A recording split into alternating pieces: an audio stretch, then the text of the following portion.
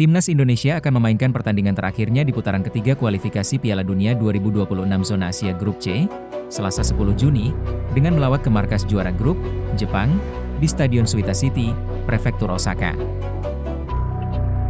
Hasil pertandingan ini sudah tidak berpengaruh pada kiprah kedua tim di kualifikasi Piala Dunia 2026.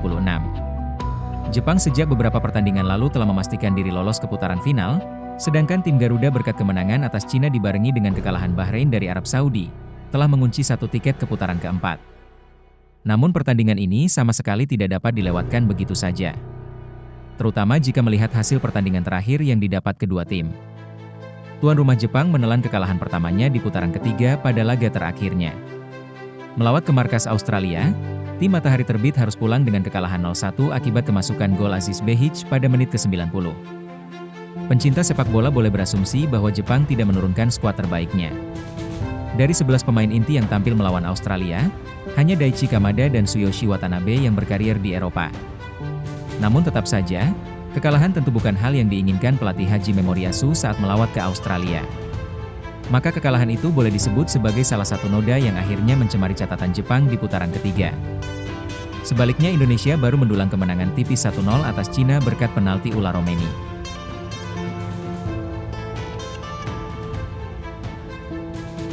Kemenangan yang memastikan langkah ke putaran keempat kualifikasi Piala Dunia 2026.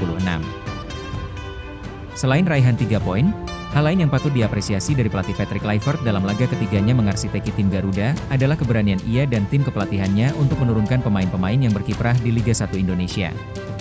Ada 4 pemain asal klub Liga 1 yang menjadi 11 pertama pada laga melawan Cina, dan mereka berempat mampu membuktikan kualitasnya di tengah-tengah banyaknya pemain diaspora. Pertemuan terakhir, Indonesia menelan kekalahan pahit 0-4 saat menjamu Jepang pada November silam.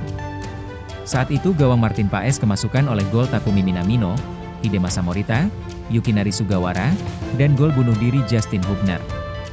Pada pertandingan di Stadion Utama Gelora Bung Karno itu, Jepang tampil dominan sejak awal. Samurai Biru mendominasi penguasaan bola dengan 67% dibanding 33% penguasaan bola timnas Indonesia yang saat itu masih dilatih Shin Tae-yong.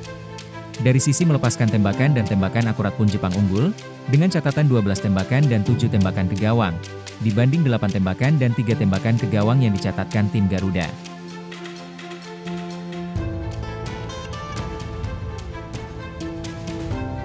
Dua pemain utama telah kembali. Menjelang laga melawan Jepang, dua pemain utama Indonesia yakni kiper Paes dan penyerang Marcelino Ferdinand sudah dapat kembali dimainkan oleh pelatih Kluivert. Baik Paes maupun Marcelino absen pada laga melawan Cina akibat akumulasi kartu kuning. Kini sanksi itu telah selesai dijalankan, dan keduanya dibawa serta oleh pelatih Kluivert ke Jepang.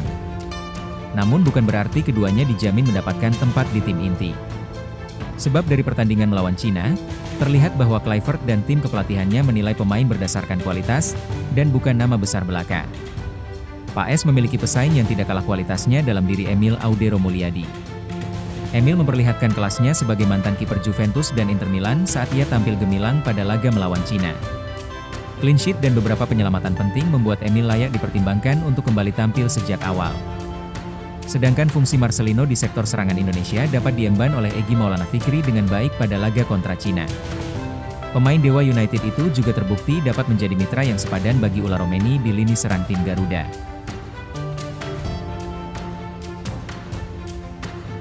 Di sisi lain, melihat Indonesia sudah mengamankan tiket ke putaran keempat, bukan tidak mungkin laga ini menjadi eksperimen bagi Kluivert dan tim kepelatihannya untuk melakukan beberapa perubahan. Kevin Dix dan Maes Hilgers mungkin akan coba dimainkan sejak awal setelah pada laga melawan Cina keduanya menjadi pemain cadangan yang tidak dimainkan.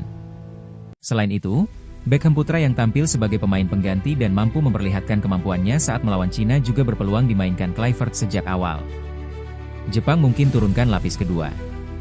Sebagaimana laga melawan Australia, Jepang berpeluang kembali menurunkan tim lapis kedua saat menjamu Indonesia.